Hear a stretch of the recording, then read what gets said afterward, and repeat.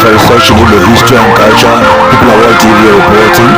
Today is Saturday, the 24th of August 2024, and we are reaching you from the Uberu compound here at Otuocha, Umueri. We are witnessing the final homecoming of the late Mr.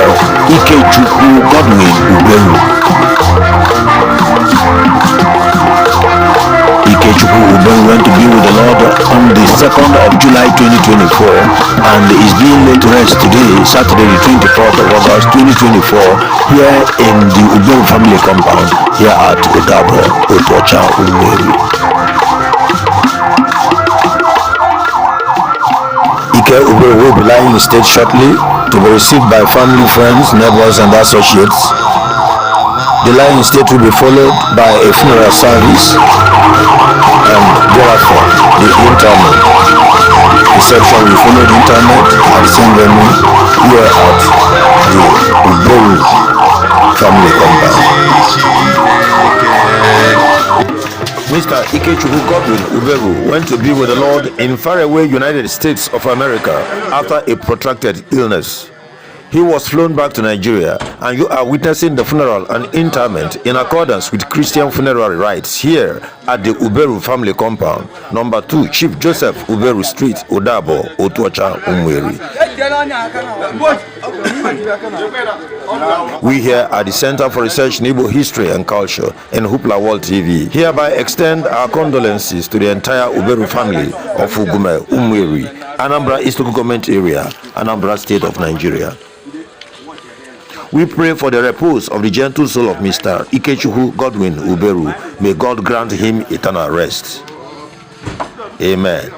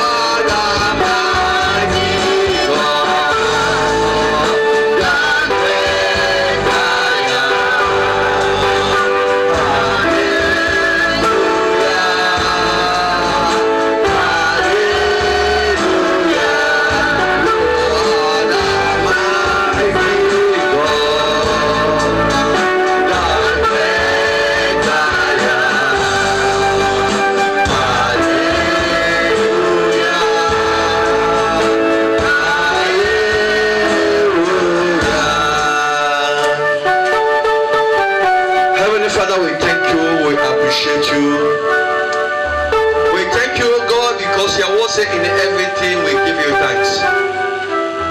We thank you, Lord God, because your word said, oh God, it is good to be in a house of mourning than in a house of feasting. Lord,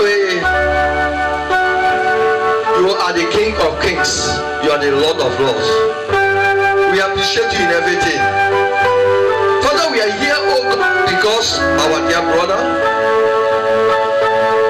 our dear Father, I ask, oh God, that you commit everything unto your able hand. The word said, commit everything, oh God, and it shall cause it to prosper. And we are here for the birthday ceremony of late Ikechukwu Uberu. Heavenly Father, I ask, oh God, that whatever we are going to do, everything will go well. In the name of Jesus. Amen. Let your presence take preeminence, oh God, in this place. And I come against whatever we stand and content the activities, oh God, we are going to have today. We repeat them by fire in the name of Jesus. For the word said the light shineth in darkness, darkness cannot comprehend it. Let your presence, oh God, take preeminence. And I ask, oh God, let there be a fair weather. Even as we are already commencing, oh God, that everything, oh God, will come to an end successfully. And your name alone shall be exalted, oh God. Have a way. Others on their way coming, oh God, bring them safely. Thank you for everything, oh God. And may your name be exalted once again. In Jesus' mighty name we pray. In Jesus' mighty name we pray. In the name of Jesus. appreciate why you are alive today. Do something for the Lord Jesus. Do something.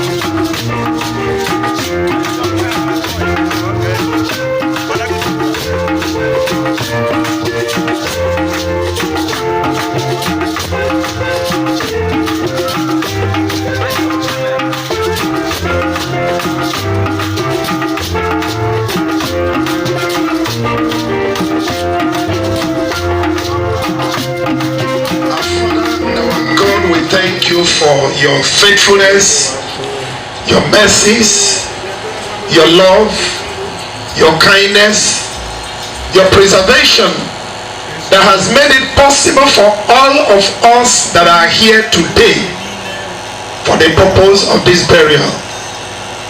If not the Lord, the Bible said, let the house of Israel say, if not the Lord that is on our side, we would have been consumed.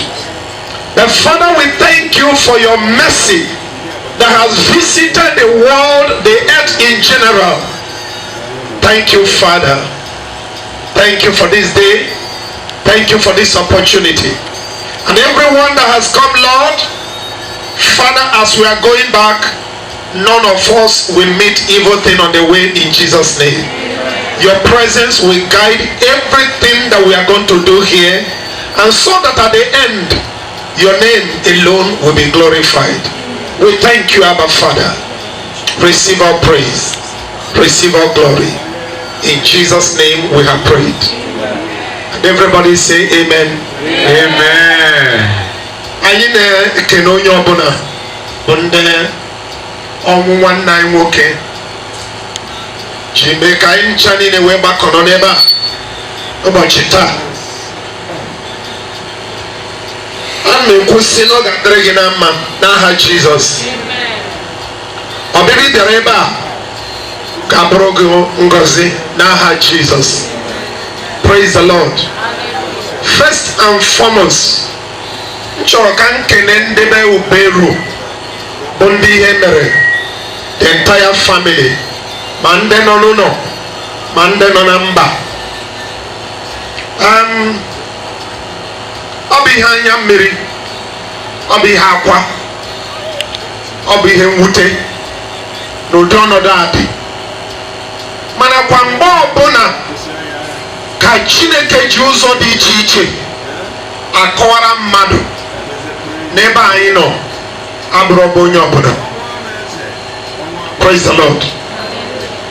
Chukwu ji ụzọ dị iche iche, nke a ka onye mkpokọta, I guess that is what Bible Igbo kpọrọ ya, Solomon, in the book of Ecclesiastes. Ọ sị na ọ ka mma ije ebe a na-akwa ozu karịa ije ebe a na-echi ọzọ, ọ bụ ebe a na-eme mmemme ọzọ, ka ndị dị ndụ wee jiri ya wee mee gịnị, wee mụta ihe. Mana very unfortunate that na ọtụtụ mgbe ka anyị na-aga n'ebe mmadụ nwụrụ, but at the long run, ọ dị as if na ọ bụ etu onye si wee bịa ka o si kwewe na-ana, enweghị ihe ọ mụtara. Ekwenyere m si ike n'ụwa a bụ skuul, ụlọ akwụkwọ, ebe mmụta ka ọ bụ. And ime ejiga anya, ụfọdụ n'ime anyị nọ 50, ụfọdụ nọ 60, ụfọdụ 70 and so on and so forth. Ọ bụ na mmadụ gara skuul nọ ya 2 years, 3 years, 4 years na-enweghị ihe ọ mụtara, gịnị bụ problem onye ahụ? Ọ itinye enyi ya nsogbu ka ọ bụ gịnị bụ problem ya? Praise the Lord. Ekwesịrị ka mmadụ ọbụla nọ ndụ nwere ihe ụwa na ndụ a kụzigoro onye dị etu a ka o ji wee mụta n'ebe a abụrọba anyị. Ọ bụ eziokwu na ndị Igbo na-asị Mana one thing that we have not yet answered bo kedebo nyanwa gala eziokwu na bịara ụwa bịa. At least ụfọdụ n'ime anyị si ebe dị iche iche wee bịa. O doro anya ebe anyị na-aga mgbe anyị si na be anyị pụọ. Adị mana ọ bụ na mmadụ si ebe ọ nọ pụọ na-amaghị ebe ọ na-eje, I should think na ọsọsọ onye ara bụ onye ga-apụ. No, na-amaghị ebe next. That is why this morning n'ebe ọ dị nkenke anyị ga-atụgharị uche anyị n'akwụkwọ nsọ bụ okwu Chineke. Praise the Lord. Praise the Lord. Ihe a na-akpọ ọnwụ bụ ọgbafọrọ bụ onye. I am yet to see any family here. Or give the oldest, or give the youngest. I am yet to see obodo, or family. Onye a na-akpọ ọnwụ ababeghị bie.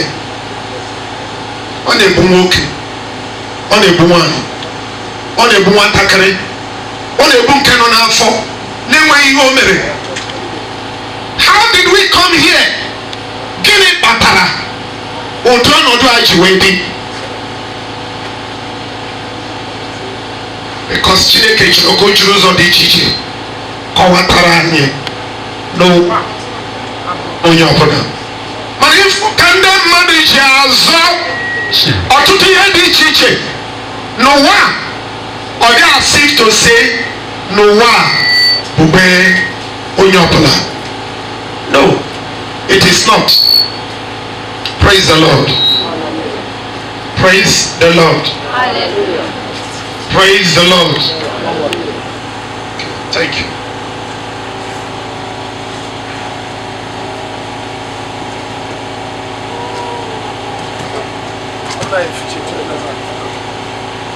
Praise the Lord. Hallelujah. Because n'ihe anyị na-eme taa, n'ihe anyị na-ekwu taa, ọ gbasaziara Ikechukwu. Ihe niile a na-eme n'ụwa na nke bụ eziokwu na nke na-abụrụ eziokwu, o dogo Ikechukwu anya by now. Because ọtụtụ mgbe ka ndị niile n'obodo dị iche iche che that well ụbọchị onye nwe oke aga ekpochi anya jere rice n'elu ya. But there is much more to it than that. And so this morning, quickly,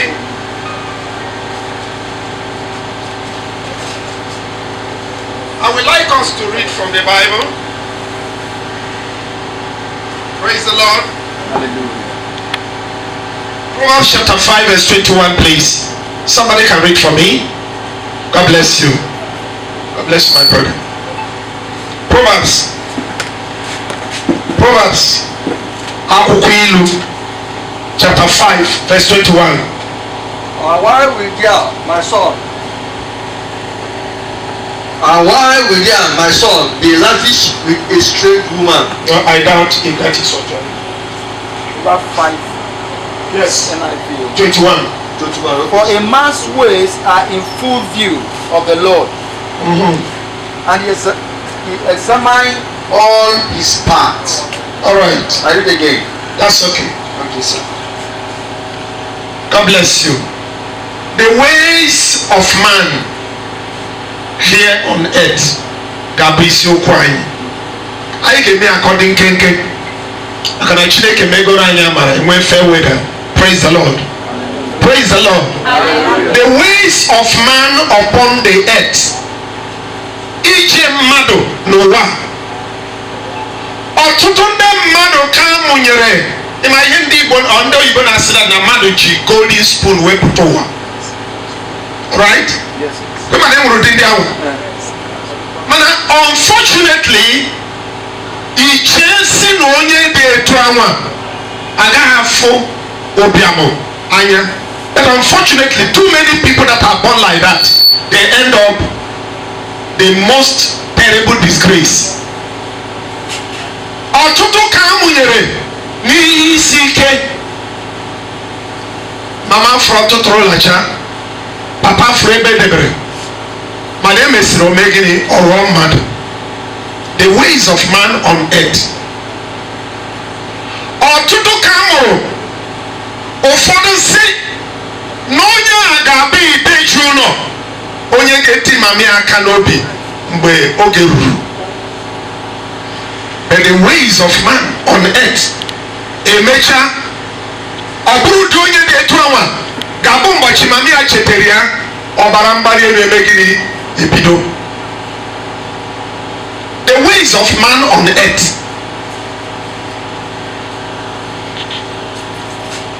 Very strange. Very mysterious. Because the life we are living in is a very deep and mysterious life. Because the Chineke kere mmadụ, o kere mmadụ ka Chukwu bụrụ onye ga-eduzi mmadụ ụzọ ọ na-aga n'ebe ọ ga-eje, n'etu ọ ga-esi wee jee. Mana mmadụ batara n'ụwa ụfọdụ kpafuo tinye isi n'ọhịa. The book of Isaiah said that now we all like sheep have gone our separate ways. Ụfọdụ tiri isi na dibịa, ụfọdụ tiri isi n'olu, ụfọdụ tiri isi n'ihe dị iche iche. Because we all like sheep has gone astray. Ụfọdụ na-eme nke a na-eme onwere onye na-ajụ ha. And ha bụ n'obi na onwere onye ga-eme gịnị na onwere onye ga-ajụ ya. Because no ha ka obodo ji wee eje mba. Mana otu ụbọchị ka m nọ na-ajụ my father wee sị ya gịnị kpatara ọ ga-abụ mmadụ nwụọ instead of idebe iru n'ala. Ịkọ nọ na kọleji edebe iru n'ebe n'enu. Because onye ọbụla nọ ebe a taa otu ụbọchị na-abịa you will face your maker. N'agbanyeghị ebe itinyere isi, n'agbanyeghị ebe itinyere aka, n'agbanyeghị whatever you think this life can offer. Ndị be Uberu bụ ndị ihe mere the entire family, ma ndị nọ n'ụlọ ma ndị nọ na mba. Ọ bụ ihe anya mmiri, ọ bụ ihe akwa, ọ bụ ihe mwute n'ụdị ọnọdụ a dị. Mana kwa mgbe ọbụla ka Chineke ji ụzọ dị iche iche akọwara mmadụ n'ebe anyị nọ abụrụ onye ọbụla. Praise the Lord. Chukwu ji ụzọ dị iche iche nke a ka onye mkpokọta, I guess that is what Bible Igbo kpọrọ ya, Solomon, in the book of Ecclesiastes. Ọ sị na ọ ka mma ije ebe a na-akwa ozu karịa ije ebe a na-echi ọzọ maọbụ ebe a na-eme mmemme ọzọ, ka ndị dị ndụ wee ji ya wee mee gịnị wee mụta ihe. Mana very unfortunate na ọtụtụ mgbe ka anyị na-aga n'ebe mmadụ nwụrụ, but at the long run ọ dị as if na ọ bụ etu onye anyị si wee bịa ka o sikwa wee na-ana enweghị ihe ọ mụtara. Ekwenyere m si ike n'ụwa a bụ skuul, ụlọ akwụkwọ, ebe mmụta ka ọ bụ. And ime ejighị anya ụfọdụ n'ime anyị nọ 50, ụfọdụ nọ 60, ụfọdụ 70 and so on and so forth. Ọ bụ na mmadụ gara skuul nọ ya 2 years, 3 years, 4 years na-enweghị ihe ọ mụtara, gịnị bụ problem onye ahụ? Ọ itinye ihe ya nsogbu ka ọ bụ gịnị bụ problem ya? Praise the Lord. Ekwesịrị ka mmadụ ọbụla nọ ndụ nwere ihe ụwa ya ndụ a kụzigoro onye dị etu a ka o ji wee mụta n'ebe a abụrọba anyị. Ọ bụ eziokwu na ndị Igbo na-asị na a bịara ụwa abịa, mana one thing that we have not yet answered bụ kedu ebe onye anwa ga-ala. Eziokwu na a bịara ụwa bịa, at least ụfọdụ n'ime anyị si ebe dị iche iche wee bịa. o doro anyị anya ebe anyị na-aga mgbe anyị si na be anyị pụọ adị mana ọ bụrụ na mmadụ si ebe ọ nọ pụọ na-amaghị ebe ọ na-eje I should think na ọsọsọ onye ara bụ onye ga-apụ nọ na-amaghị ebe next. That is why this morning n'ebe ọ dị nkenke anyị ga-atụgharị uche anyị n'akwụkwọ nsọ bụ okwu Chineke. Praise the Lord. Praise the Lord. Ihe a na-akpọ ọnwụ bụ ọgbafọrọ bụ onye. I am yet to see any family here. Ọ bụ gị bụ the oldest, ọ bụ gị bụ the youngest. I am yet to see obodo ma ọ bụ family onye a na-akpọ ọnwụ ababeghị bie. Ọ na-egbu nwoke, ọ na-egbu nwanyị, ọ na-egbu nwatakịrị, ọ na-egbu nke nọ n'afọ na-enweghị ihe o mere. How did we come here? Gịnị kpatara otu ọnọdụ a ji wee dị? Because Chineke ji ogo juru ụzọ dị iche iche kọwatara anyị n'ụwa onye ọbụla. Mana ịfụ ka ndị mmadụ ji azọ ọtụtụ ihe dị iche iche n'ụwa ọ dị asị tose n'ụwa bube onye ọbụla. No, it is not. Praise the Lord. Praise the Lord. Hallelujah. Praise the Lord. Thank you.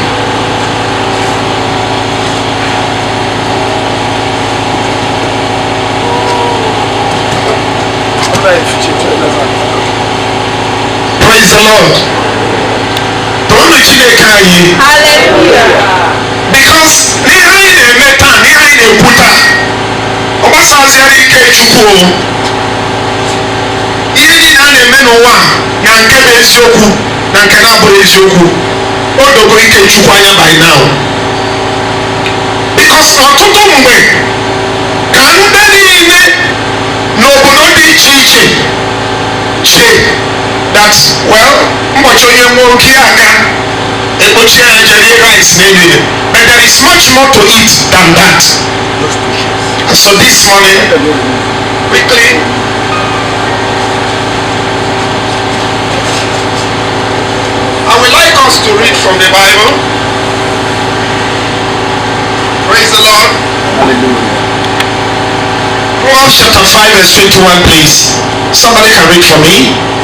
God bless you. God bless my brother. Proverbs akwụkwọ ilu chapter 5 verse 21. Why will thou, my son? And why will ya, my son, be lavish with a strange woman? No, I doubt if that is what you're. Proverbs 5. Yes. NIV. 21. For a man's ways are in full view of the Lord, and he examines All his paths. All right. I read again. That's okay. Okay, sir. God bless you. The ways of man here on earth ga-abụ isiokwu anyị. Anyị ga-eme akọdị nkenke maka na Chineke megoro anyị amara enwe fair weather. Praise the Lord. Praise the Lord. The ways of man upon the earth. Ije mmadụ n'ụwa. Ọtụtụ ndị mmadụ ka amụnyere ịma ihe ndị Igbo ndị oyibo na-asị na mmadụ ji golden spoon wepụta ụwa. Right? yes, Ịma na enwere ụdị ahụ. Mana unfortunately ichesi na onye dị etu anwa agaghị afụ ụbịamụ anya. And unfortunately too many people that are born like that they end up the most terrible disgrace. Ọtụtụ ka amụnyere n'ihe isi ike. Mama fụrụ ọtụtụrụ lacha, papa fụrụ ebe debere, mana e mesịrị ome gịnị ọghọọ mmadụ. The ways of man on earth. Ọtụtụ ka amụrụ ụfọdụ si onye ga-eti mami aka n'obi mgbe oge ruru. But the ways of man on earth emecha ọ bụrụ ụdị onye na-etu anwa ga-abụ ụbọchị mami a chetere ya ọbara mgbali elu emegiri ebido. The ways of man on earth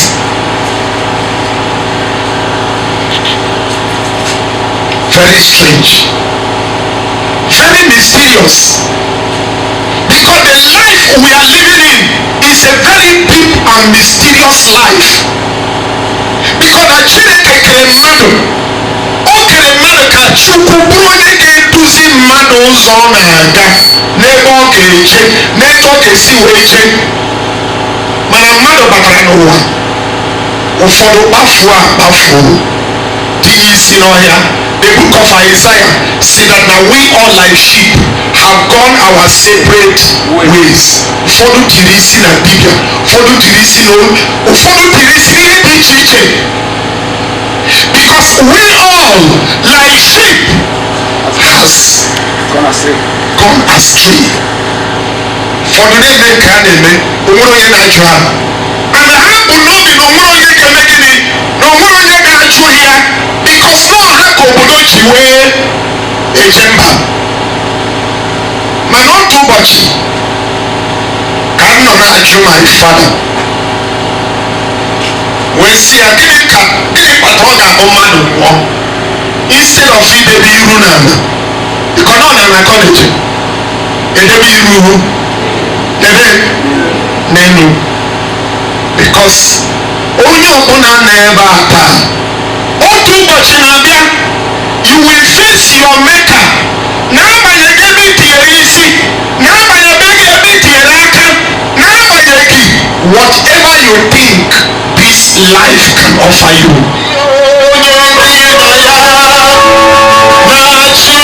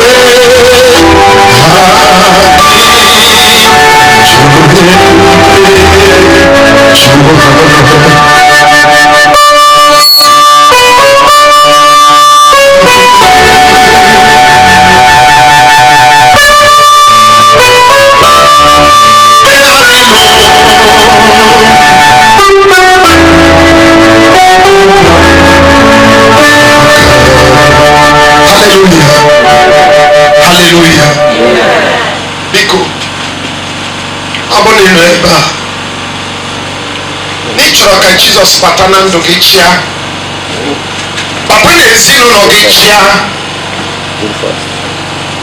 na nwa nkenke mgbe anyị ga-ekpere gị ekpere ka anyị nwee ike lay him to rest. Amen.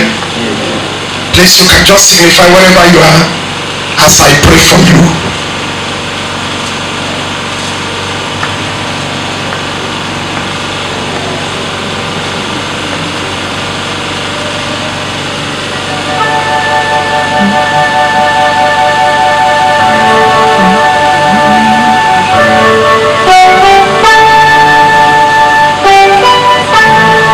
Look into your life.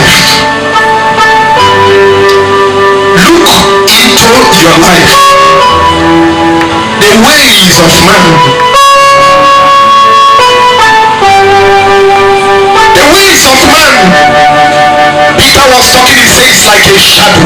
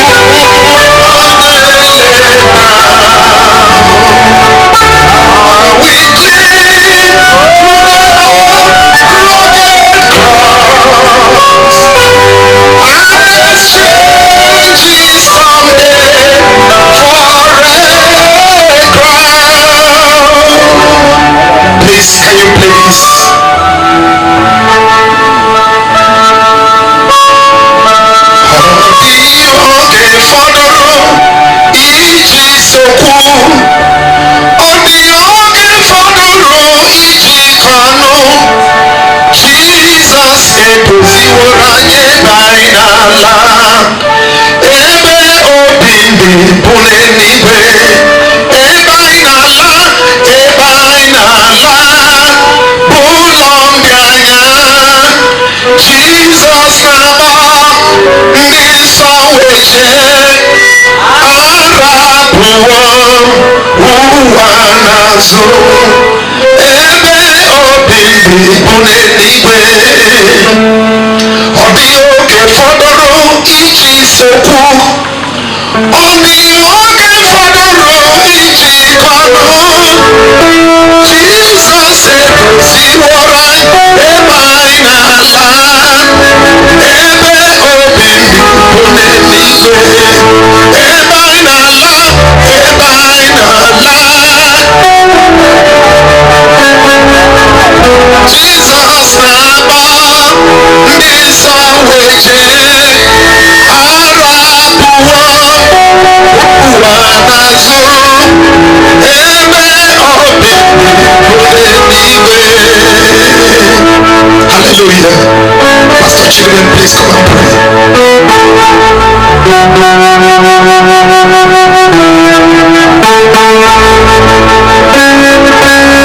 In Jesus' mighty name we pray. Heavenly Father, we thank you, Lord, for your word as spoken in a season. In a time like this, oh God, it is you and you alone. Heavenly Father, I ask, oh God, that the word I have spoken, oh God, will be a word that sow in the good ground of our lives, that we yield 100-fold. Having understand, oh God, the vanity upon vanity, all is vanity. Heavenly Father, I ask, oh God, as we are going back to our houses, I ask, oh God, that we should ponder and meditate on what we had. That sooner, oh God, than this earth we are going to leave it. Heavenly Father, I ask, oh God, may the power and the grace that came out of this word of God release upon our lives in the name of Jesus. Let the light shine, for we understood by the word that spoken, oh God, by your servant, that this earth is passing away. That we need, oh God, even to answer whatever we're going to do on this earth. My prayer is this, oh God, that we shall make it in the name of Jesus. We soak everybody here with the blood of Jesus. We contend about every word and every powers that are contending whenever a word that has spoken in this manner. And devil will tell you it doesn't matter. I repeat those powers. Let the light shine. May we understand that everything we are doing on this earth is a temporal. Father, we thank you, Lord. Thank you for the vessel you use, oh God, this hour. The word has gone out in righteousness and shall replenish him, oh God. I cover him in the blood of Jesus. Ask, oh God, that the rest of the activities, oh God, that remain, we shall take preeminence. Thank you, Lord. In Jesus' mighty name we pray. In Jesus' mighty name we pray. Amen. In the name of Jesus. Amen.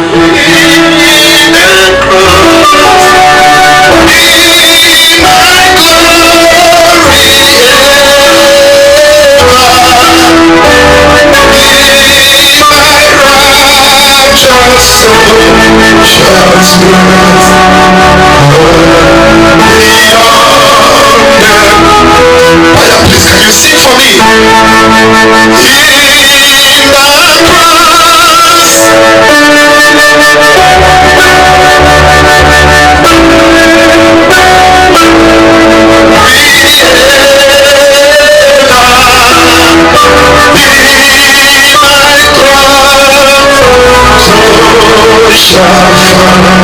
the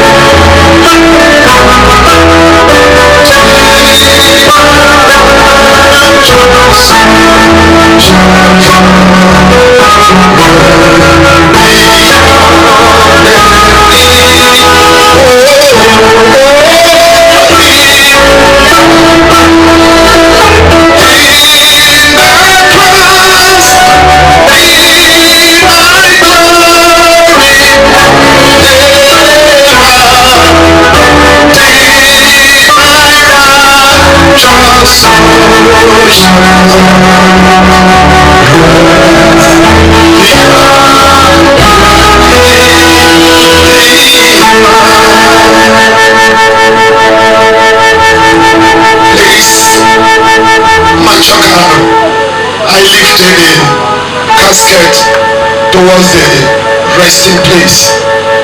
They come.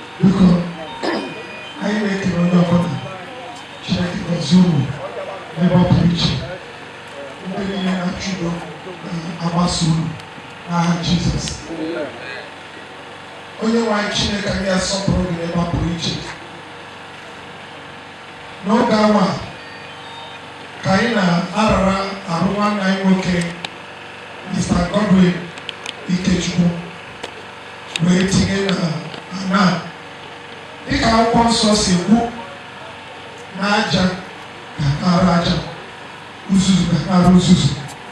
Chukwu, on this promise, we lay down the body of our brother, this ground, waiting for that resurrection morning, where all the dead shall rise in Christ. Lord, we ask in the name of Jesus that evil men and evil spirit will not have a habitation here. Amen. In the name of Jesus. Amen. Mojo ọbụla na mmadụ ọjọọ ọbụla nke nwere ajọ obi enwere oke n'ebe a. The body will rest here until that day when the dead shall rise again. Thank you, Abba Father, as we sprinkle the blood of Jesus. We sprinkle the blood of Jesus. We sprinkle the blood of Jesus. Then I got it and charge and we will come never. And should anybody try to do that, Father, we decree that such will be blinded completely in Jesus' name. Amen. Thank you, Father. In Jesus' name we have prayed. Amen. Everyone say amen. Amen.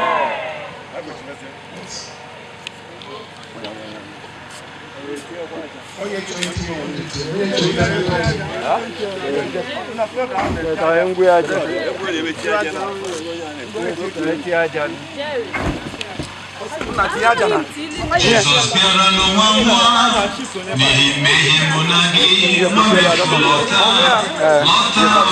lọta. Yes, that's how I can. How about go?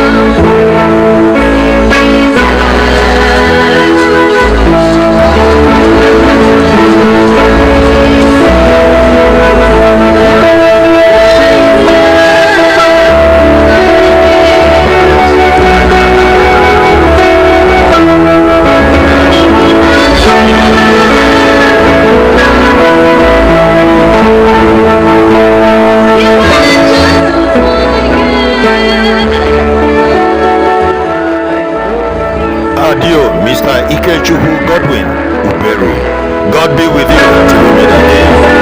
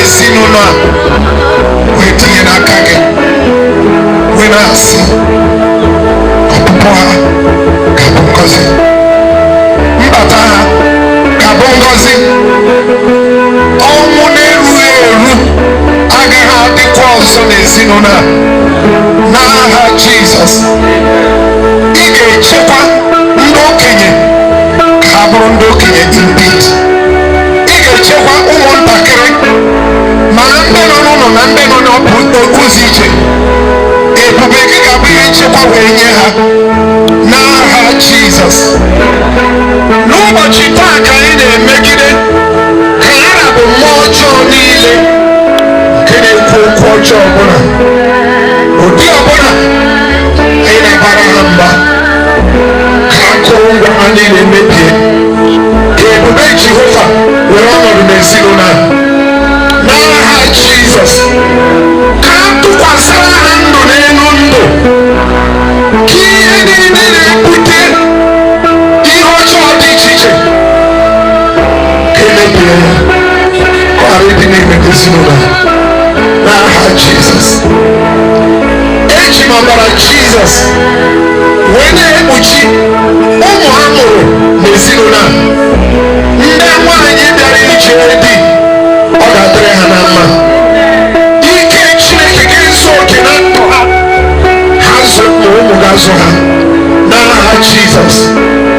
Anyị na-eme akụ akpara tọrọ na anyị na-asị na ọ ga-adịkwa ọzọ, akpa akpa ọ ga-arụju ụlọ n'aha Jizọs.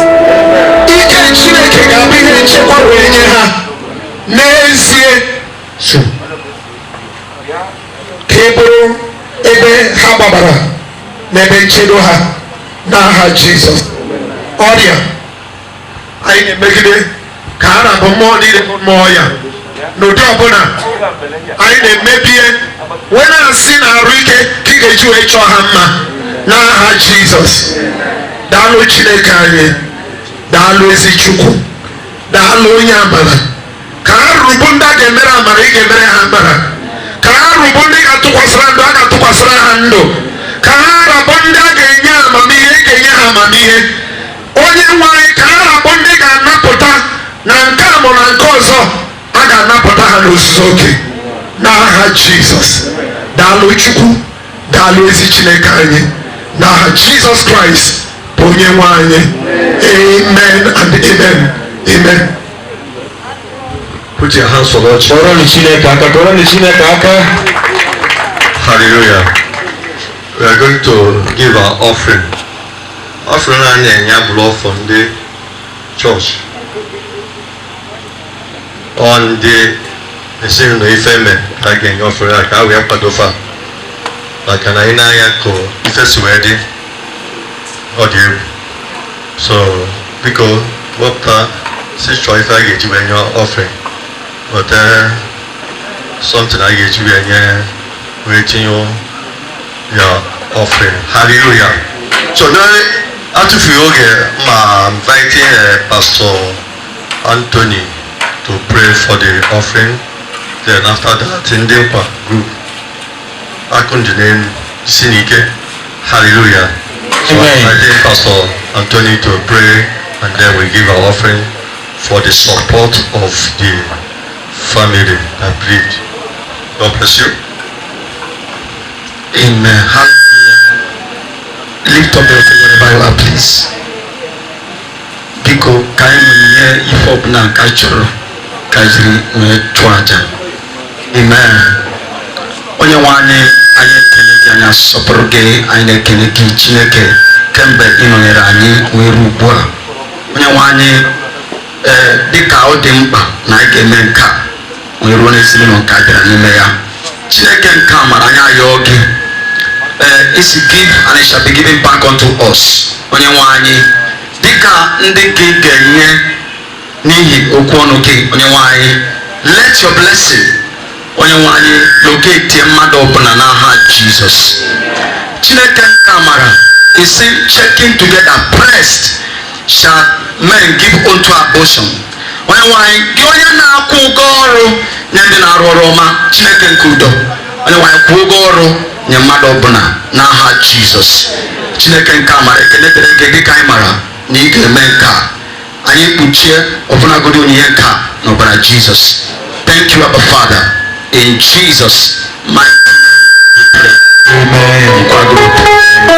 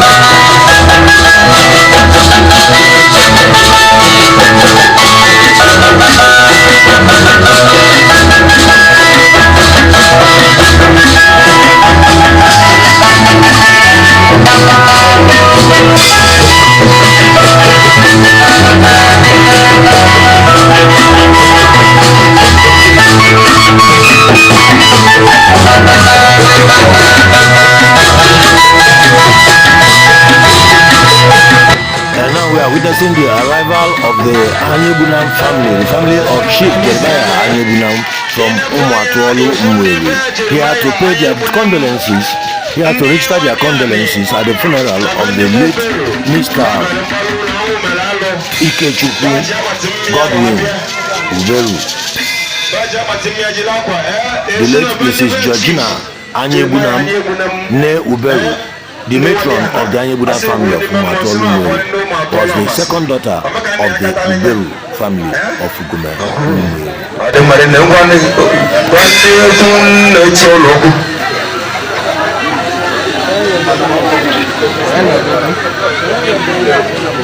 Praise the Lord! Hallelujah!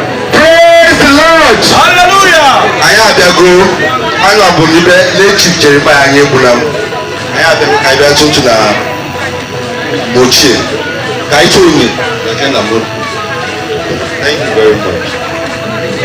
Vajimia wapia abatimia mot wati ya kwati kwa envelope ego makana awon njo mono ka mbogo was na ke ndi wa homo lete Jeremiah Anyebunam mo na ngwa obuzani aswa na ba metere wapia mbalu niwe melebe no chewe buzia Mwere kele mu Debejeri Anyebunam ulu wevunu me anyị si n'ọgọ ilu n'ụlọ n'afọ a Jizọs ọ dị mma ngwa sị na ebe ya nọ sikozie na ebe ma ọka n'otu ntị elemete bụ mere ọchị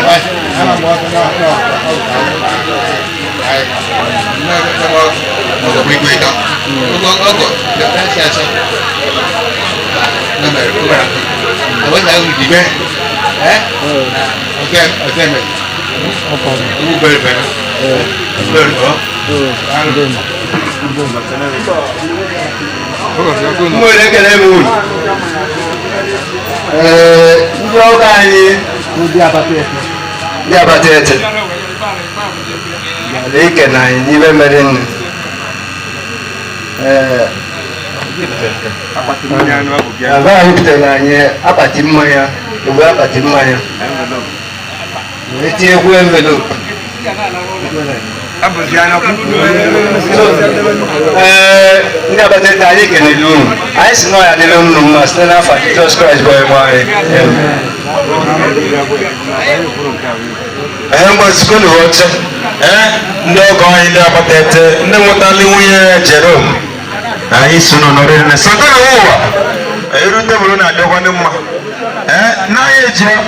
I can go on. All the engineers. I wasn't now. I can go on now. Ada, anu abana lozo wana mabage ampuku no apade ni mapapa. Okuta ndibo. Secretary General of Regional and American Onu.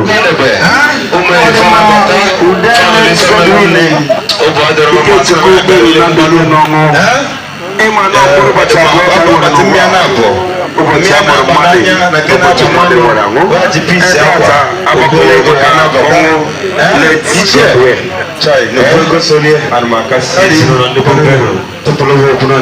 ụmụnna friends and well wishers business companion and great ma ndị nwa dị anyị ma ndị nna ochie mmemmezili daalụ na nne ife ebe niile bụ anyị chapụ ụlọ ike bụ nwanne m nwoke nnebe mmụdụ ọrụ bụ na be anyị nne ike mmụdụ ọrụ so o megide o wutere anyị kekachi nke bụ nyaabụ ama m nọ mana nyaabụ ka mụnwa also chukwu mara etu o si wee mee time etu o si wee bido m n'obi so iru adịrị anyị mma na etu ọbụla o si aya agbara Chineke kweshọn etu o si wee n'owuchi ya nwere ekene anyị ebido obi anyị aka n'owuchi ya Nigeria ekene m unu ọ dị mma keneba mụ ekene m unu ndị ọka anyị were ihe unu mere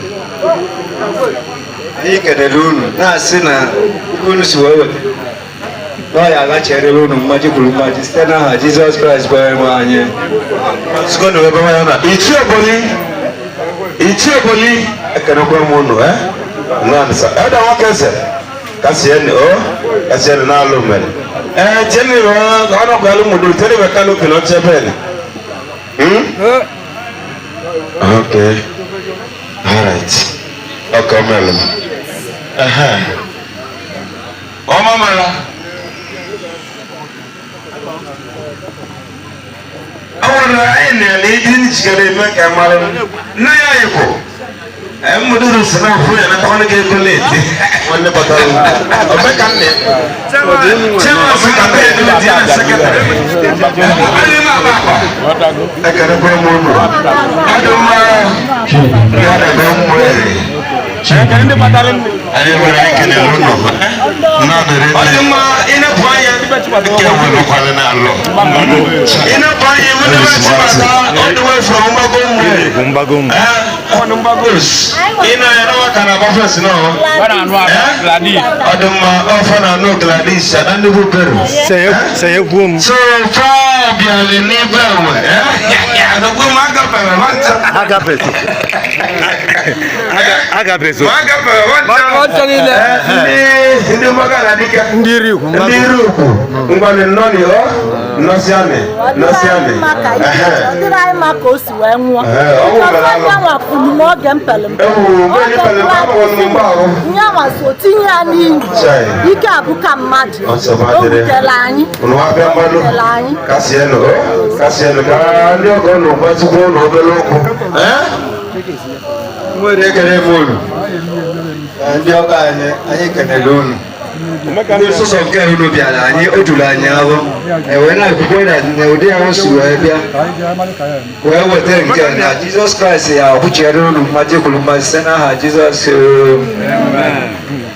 Ndị emụrụ m niile eji ụka ka ebidoro tata abụ ike ọbụrụ mba pasọ na-akụ ụka ka ebidoro ụka ọmụrụ mma ndị baga na dike a na-akọrọ ụlọ ka a na-akọrọ a na-adịchi anụ ka a na-acha anya anyị si ka anyị emewe ibe maka na ọ bụ chi